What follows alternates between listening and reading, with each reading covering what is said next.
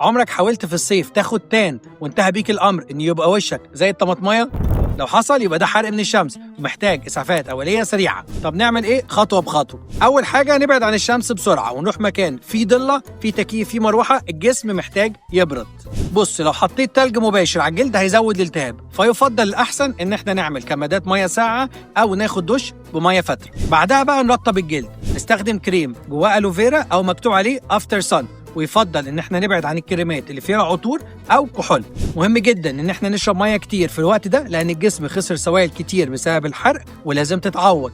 الباراسيتامول هيكون اكتر حاجه امان في الوقت ده لو انا سخن او عندي الم. لو وشك طلع فقاقيع عشان السخونه اوعى تفرقعهم او تسمع للناس اللي بتقولك حط زبادي او معجون اسنان. لو جلدك قشر او الحرق كان في وشك او طفل هو اللي اتحرق يفضل انك تجري على الدكتور. لو حد من صحابك حصل له كده ابعت له الفيديو ده. لو عندك سؤال اكتب لي في الكومنتات وانا هجاوبك عليه الفيديو اللي جاي. انا بيتر واصف، صيدلي مصري من شبرا عايش في كاليفورنيا، ودي شبرا فوني. اشوفكم الفيديو اللي جاي.